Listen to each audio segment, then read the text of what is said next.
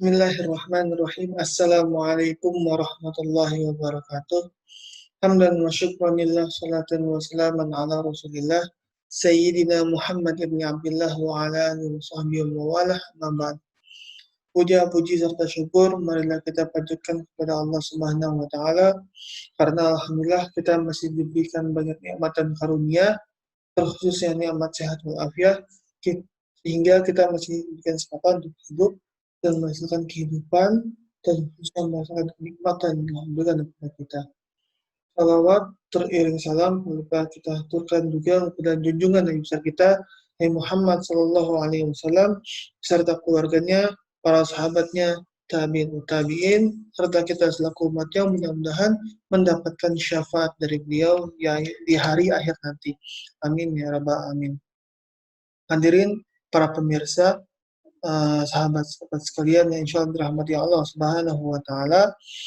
Pada kesempatan kali ini di video ini saya akan menjelaskan sedikit mengenai Al-Qur'an tentang lingkungan hidup. Apa aja sih yang akan dibahas dalam materi ini? Yang dibahas pertama adalah pengertian Al-Qur'an dan pengertian lingkungan hidup. Nah, kemudian yang akan dibahas yang kedua adalah penciptaan alam berdasarkan Al-Quran, dan yang ketiga tugas dan tanggung jawab manusia dalam menjaga alam dan lingkungan hidup. Nah, langsung saja ke pembahasan yang pertama. Pembahasan pertama yaitu mengenai pengertian Al-Quran. Pengertian Al-Quran yang pertama yaitu Al-Quran, kata masdarnya ini infinitifnya dari kata Qur'an, qiraatan, Qur'anan. Qira'ah mempunyai arti mengumpulkan dan menghimpun, dan qira'ah berarti menghimpun huruf-huruf dan kata-kata satu dengan yang lain dalam satu ucapan yang tersusun rapi. Quran pada mulanya itu qira'ah.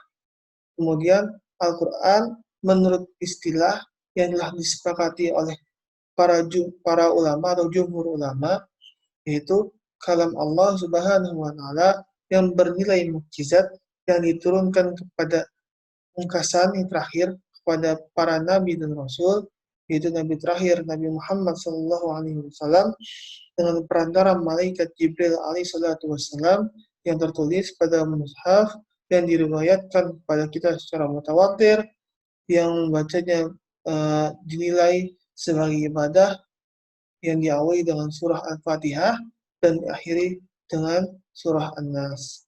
Itu adalah pengertian dari Al-Quran. Kemudian pengertian dari lingkungan hidup. Apa sih yang dimaksud dengan lingkungan hidup? Lingkungan hidup yaitu segala sesuatu yang ada di sekitar tempat hidup atau tempat tinggal manusia. Ilmu yang mempelajari tentang tempat hidup atau tempat tinggal dinamakan ekologi.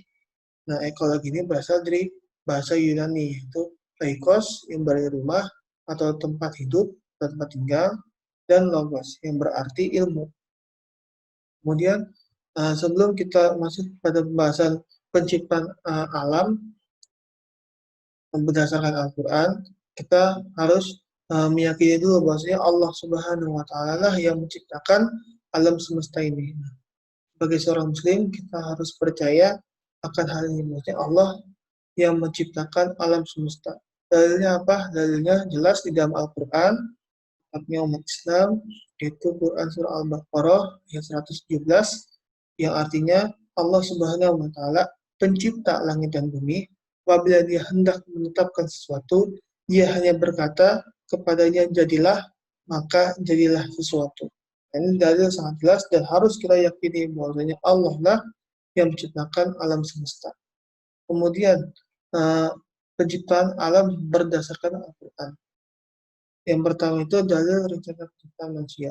Kenapa saya memasukkannya ini di awal? Karena sejatinya alam semesta ini diciptakan untuk manusia. Nah, terkhususnya beberapa pendapat ulama itu menyatakan bahwa alam semesta khususnya diciptakan untuk Nabi Muhammad SAW. Tapi secara umumnya aja bahwasanya alam semesta ini diciptakan untuk manusia. Apa sih dalilnya? Dalilnya bahwasanya ada di Quran surah Al-Baqarah ayat 30. Dan ingatlah ketika Tuhan berfirman kepada malaikat, aku hendak menjadikan khalifah di muka bumi. Ketika hendak menjadikan khalifah di muka bumi, berarti alam semesta ini sudah diciptakan, gitu. Alam dan bumi beserta isinya, gitu. Nah, jadi ketika sebelum manusia itu diciptakan, alamnya diciptakan. Dan ketika alam itu sudah diciptakan, barulah manusia itu diciptakan dan menjadi khalifah di muka bumi. Nah, bumi dan alam semesta sudah diciptakan dan dipersiapkan di maaf, nah, dipersiapkan sebelum manusia itu diciptakan. Dalilnya, yang pertama dalil penciptaan langit dan bumi terlebih dahulu. Dan Quran surah Al-Anbiya dijelaskan bahwasanya apakah orang-orang kafir tidak mengetahui bahwa langit dan bumi keduanya dahulu menyatu.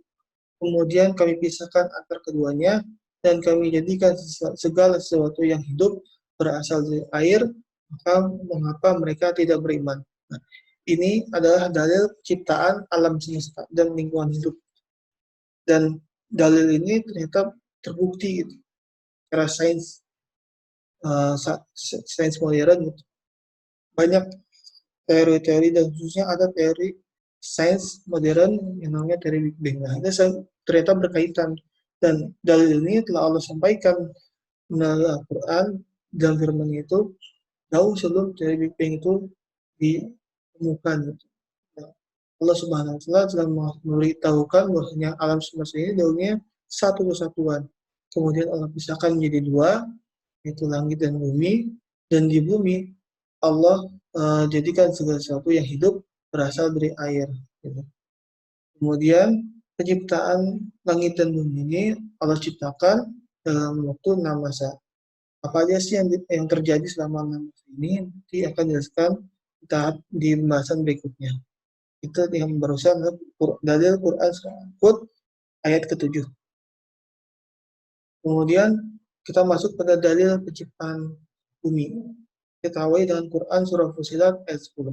Allah Subhanahu wa taala berfirman, dan Dia ciptakan padanya gunung-gunung yang kokoh di atasnya, dan kemudian diberkahi, dan Dia tentukan makanan-makanan bagi penghuninya dalam 4 masa, memadai untuk memenuhi kebutuhan mereka yang memerlukannya. Ini menjadi penguat lagi bahwasanya alam semesta ini Allah Subhanahu wa taala ciptakan terlebih dahulu untuk manusia. Ada pendapat sains yang menyatakan bahwasanya dalam proses penciptaan alam semesta itu dahulunya bumi itu bukan apa-apa, Bu. Jadi masih hancur, masih berantakan, banyak sekali bencana, gempa bumi, puting beliung dan lain sebagainya. Nah, kemudian bumi itu berproses. Nah, kalau di sini Allah Subhanahu wa taala menciptakan gunung-gunung sebagai pasaknya, sebagai ibarat fondasi dan tiangnya itu, dan kemudian Allah berkahi dan Dia tentukan makanan-makanannya. Dari itu prosesnya panjang gitu. Jadi Allah sementara berkahi memberikan dari proses itu. Nah, dari proses penciptaan bumi dari awalnya dipisah jadi dua, bumi dan langit, kemudian prosesnya Allah ciptakan makanan-makanan. Makanan-makanan itu ciptakan dan proses penciptaan bumi itu disebutkan dalam bentuk 4 masa. Kemudian dari berikutnya Quran Surah Rum ayat 50.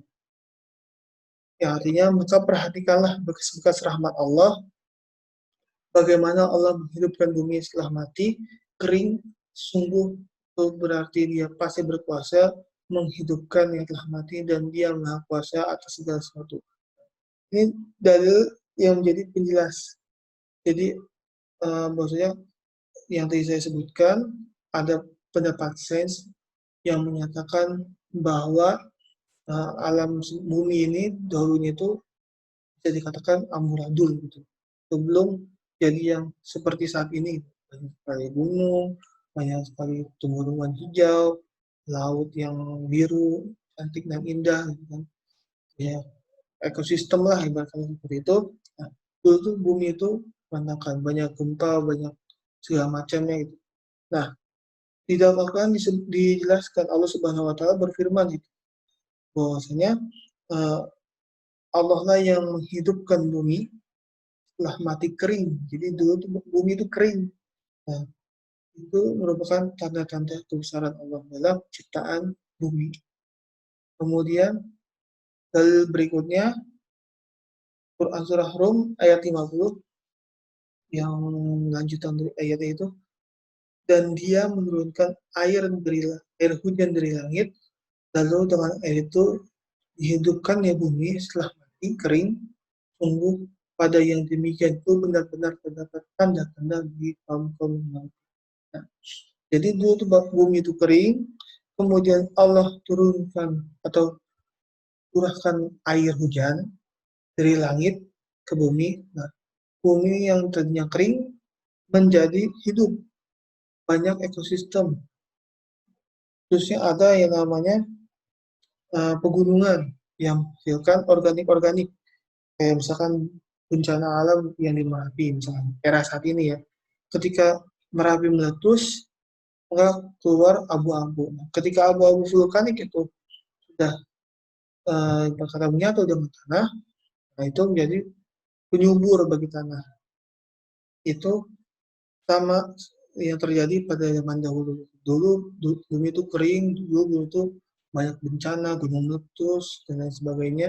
Nah, kemudian diturunkannya air hujan dari langit. Nah, muncul ekosistem, banyak ekosistem dari tumbuhan dan sebagainya. Nah, itu karena kesuburan. Subur dari tanahnya yang subur, diturunkannya air hujan. Dan tentunya ada tantangan dari Allah Subhanahu wa Ta'ala. Kemudian dalil berikutnya, kita memang nah, nah, dalil berikutnya pada Quran surah Taha ayat 53. Artinya Tuhan Allah Subhanahu wa Ta'ala yang telah menjadikan bumi sebagai hamparan bagimu dan menjadikannya jalan-jalan di atasnya bagimu, dan yang menurunkan air dari langit, kemudian kami tumbuhkan dengannya dari air hujan jenis-jenis aneka macam tumbuhan.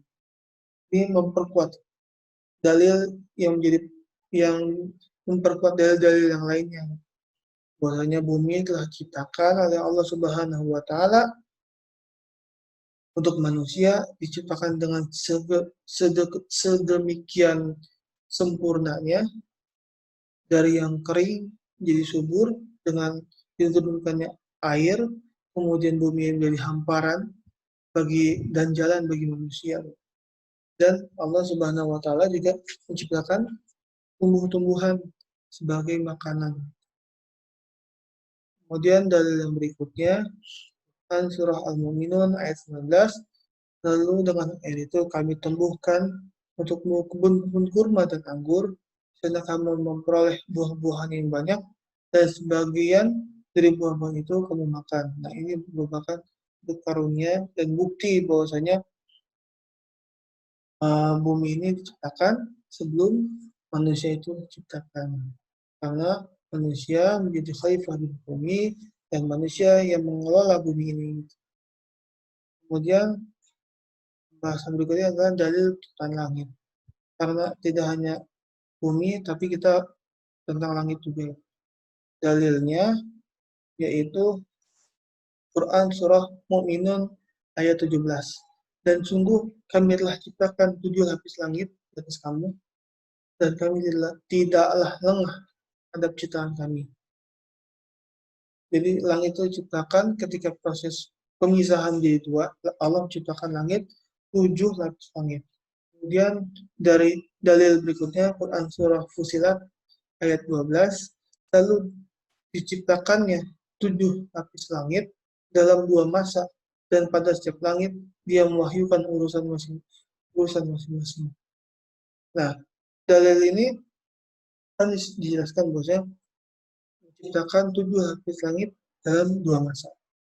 Sebelumnya dalil menjelaskan bahwasanya Allah menciptakan alam semesta dalam 6 masa. 2 masa untuk langit dan 4 masa untuk bumi. Bumi ada 4 masa itu proses penciptaan makanan, proses penciptaan bumi. Nah, itu sangat berkaitan.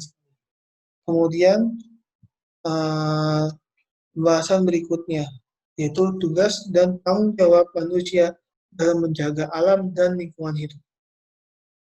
Apa aja? Nah, pertama kita dari dalilnya.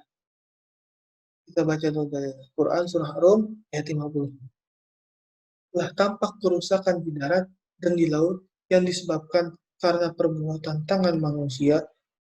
Allah Subhanahu wa Ta'ala menghendaki agar mereka merasakan sebagian dari akibat perbuatan mereka agar mereka kembali ke jalan yang benar. Jadi ini yang merupakan suatu realitas saat ini. Gitu. Alam semesta kita, alam dan lingkungan hidup di bumi kita ini telah rusak akibat perbuatan manusia itu sendiri. Manusia itu diciptakan sebagai khalifah. Alam semesta ini diciptakan khususnya bumi untuk manusia dan manusia diciptakan menjadi khalifah. Tapi manusia sendiri yang melakukan perusakan. Jadinya Allah ini bisa bahwasanya nyetop gitu, langsung dihabiskan. Gak ada lagi perusahaan dulu. Tapi Allah lah yang menghendaki agar mereka merasakan sebagian dari akibat perbuatan mereka itu sendiri. Merusak alam itu sendiri. Jadi, misalkan hutan gundul, ya kan?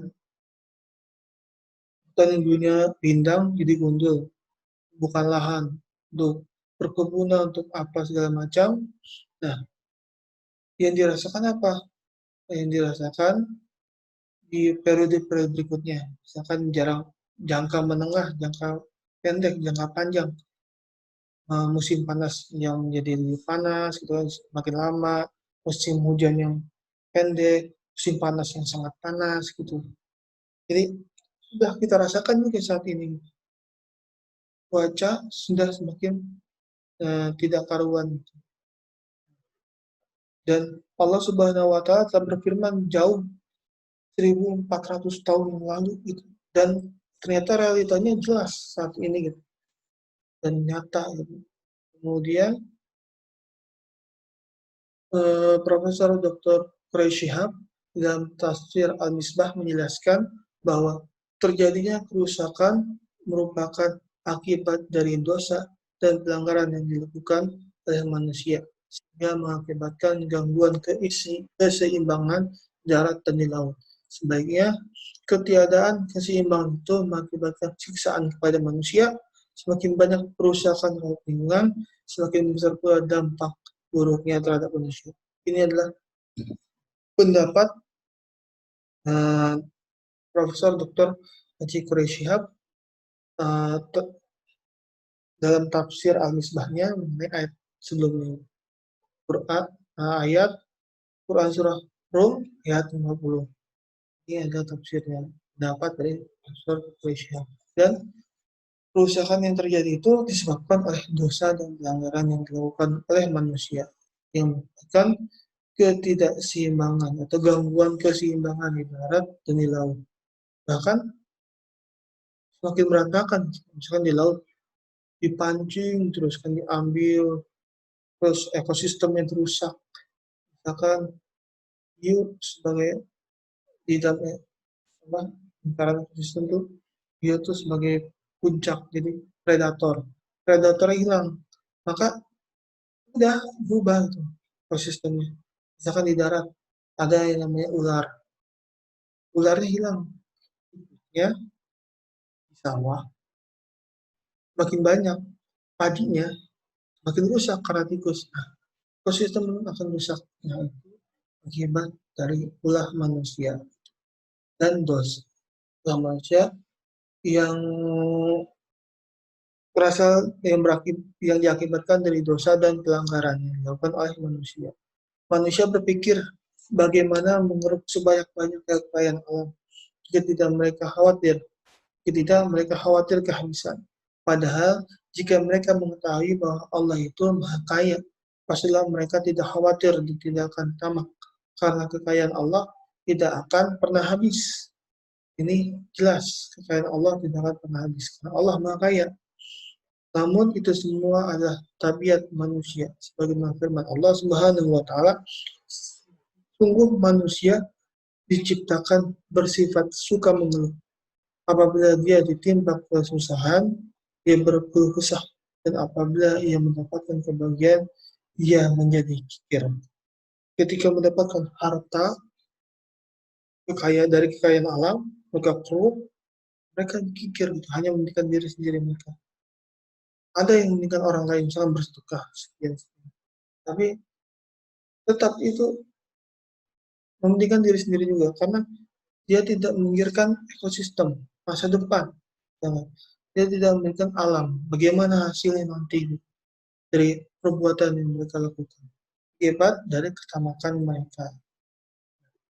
Kemudian prinsip-prinsip yang prinsip-prinsip dalam menjaga dan melestarikan alam. Ada 4 prinsip yang harus kita tanamkan pada diri kita masing-masing agar alam itu tetap terus terjaga dan lestari. Prinsip yang pertama, sikap hormat terhadap alam. Di dalam Al-Quran surah Al-Anbiya ayat 107 Allah Subhanahu wa taala berfirman, dan tiadalah kami mengutus kamu melainkan untuk menjadi rahmat bagi semesta. Jadi kita harus hormat terhadap alam agar tidak ada kerusakan. Rahmatan alamin bukanlah sekedar moto Islam, tapi merupakan tujuan dari Islam itu sendiri. Tujuan dari ciptakan manusia sebagai khalifah itu sendiri juga. Sesuai dengan tujuan tersebut, maka sudah sewajarnya Islam menjadi pelopor bagi pengelola alam dan lingkungan sebagai manifestasi dari rasa kasih bagi alam semesta tersebut. Selain melarang membuat kerusakan di muka bumi, Islam juga mempunyai kewajiban untuk menjaga lingkungan dan menghormati alam semesta yang mencakup jagat raya, dari dalamnya termasuk manusia, tumbuhan, hewan, serta makhluk hidup lainnya. Allah Subhanahu wa taala memang menciptakan alam semesta ini, bumi secara khususnya sebagai tempat hidup kita dengan menyediakan berbagai macam fasilitas, keindahan alam, terus makanan bagi tumbuh-tumbuhan dan maupun hewan. Allah itu menciptakan untuk manusia. Manusia boleh mengambil, tapi manusia tidak boleh tamak. Karena kekikiran ketamakan itu berdampak pada hal yang negatif. Kerusakan, kekacauan, dan ketidakseimbangan alam. Dan itu yang terjadi saat ini. Dan Islam melarang umatnya untuk melakukan kerusakan di muka bumi. Dan justru Islam mempunyai kewajiban untuk menjaga lingkungan dan menghormati alam semesta. Karena ini sebagai bentuk rasa syukur kita juga kepada Allah Subhanahu wa taala. Karena alam semesta yang Allah ciptakan ini bukan nikmat, salah satu dari sekian banyak nikmat yang Allah berikan kepada kita. Kemudian prinsip yang berikutnya, prinsip tanggung jawab. Terkait dengan prinsip hormat terhadap alam di atas, yang sebelumnya adalah tanggung jawab moral terhadap alam. Karena manusia diciptakan sebagai khalifah, tanggung jawab di muka bumi ini secara ontologis manusia adalah bagian dari integral dari alam. Manusia mempunyai tanggung jawab baik terhadap alam semesta dan integritasnya maupun terhadap keberadaan dan kelestarian setiap bagian dan benda di alam semesta ini diciptakan oleh Allah Subhanahu wa taala dengan tujuan masing-masing. Terlepas dari apakah tujuan itu untuk kepentingan manusia atau tidak, oleh karena itu manusia sebagai bagian dari alam semesta bertanggung jawab pula untuk menjaga kelestarian dan melestarikannya. Tanggung jawab itu penting gitu. Khususnya manusia yang diciptakan sebagai khalifah di muka bumi. Tanggung jawab dalam menjaga nikmat yang Allah berikan, menjaga alam semesta ini. Kemudian prinsip berikutnya, prinsip solidaritas. Nah, prinsip solidaritas terkait dengan kedua prinsip moral tersebut adalah prinsip solidaritas dari dua prinsip sebelumnya. Ini terkait dua prinsip sebelumnya adalah prinsip solidaritas. Sama halnya dengan kedua prinsip itu, prinsip solidaritas muncul dari kenyataan bahwa manusia adalah bagian integral dari alam semesta. Lebih dari itu, dalam perspektif ekofeminisme, manusia mempunyai kedudukan sederajat dan setara dengan alam dan semua makhluk lain di alam ini. Kenyataan ini membangkitkan dalam diri manusia perasaan solidar, perasaan sepenanggungan dengan alam dan sama makhluk hidup lainnya. Kemudian prinsip yang keempat, prinsip yang keempat, yaitu prinsip kasih sayang dan kepedulian terhadap alam. Ini penting apabila sudah tertanam prinsip ini pada setiap manusia, maka pastilah tidak ada hanya rasa untuk mencintai, menyayangi, dan melestarikan alam dan seluruh isi-isinya tanpa diskriminasi, tanpa dominasi. Kasih sayang dan kepedulian ini juga muncul dari kenyataan bahwa semua makhluk hidup mempunyai hak untuk dilindungi, dipelihara, tidak disakiti, dan dirawat. Para manusia memiliki rasa cinta ketika cinta itu diberikan. Dan cinta itu diberikan kepada alam semesta, dalam artian kita cinta terhadap alam, maka kita akan senantiasa melindungi alam. Bagaimana seorang pria cinta terhadap seorang wanita, yaitu jadinya akan melindungi wanita tersebut. Kalau tidak melindungi, namanya cinta bodoh. Namun itu adalah 4 prinsip. Prinsip pertama, sikap saling hormat terhadap alam. Prinsip kedua, prinsip tanggung jawab. Prinsip ketiga, prinsip solidaritas. Dan prinsip keempat, prinsip kasih sayang dan kepedulian terhadap alam. Kemudian,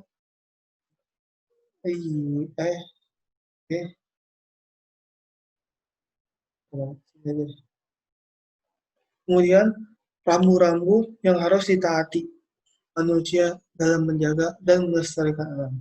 Rambu yang pertama, yaitu senantiasa berbuat ihsan dalam segala hal. Ihsan, termasuk kepada alam dan lingkungan. Ihsan terhadap alam artinya sikap dan perlakuan baik terhadap alam dengan cara memelihara, membina, mengembangkannya, termasuk usaha penghijauan, reboisasi, terus pembuatan bendungan air untuk irigasi, penanaman lahan kering, dan lain sebagainya. Tidak mengeksploitasi, membabi buta tanpa mempedulikan kelestariannya. Allah Subhanahu wa Ta'ala berfirman, dan berbuat baiklah karena sesungguhnya Allah menyukai orang-orang yang berbuat baik. Itu dalil dari Quran surah Al-Baqarah ayat 95. Kemudian rambu yang kedua, tidak membuat kerusakan di muka bumi. Allah Subhanahu wa Ta'ala berfirman di dalam Quran surah Al-A'raf ayat 26 yang artinya, dan janganlah kamu membuat kerusakan di muka bumi, sudah Allah memperbaikinya, dan berdoalah kepadanya dengan rasa takut tidak akan diterima dan harapan akan dikabulkan. Sesungguhnya Allah, sesungguhnya rahmat Allah amat dekat pada orang-orang yang berbuat baik. Ini adalah perintah dengan tegas. Dan janganlah kamu membuat kerusakan di muka bumi ini. Dalilnya Allah Subhanahu wa Ta'ala sampaikan di dalam Quran surah Al-A'raf ayat 56. Kata-kata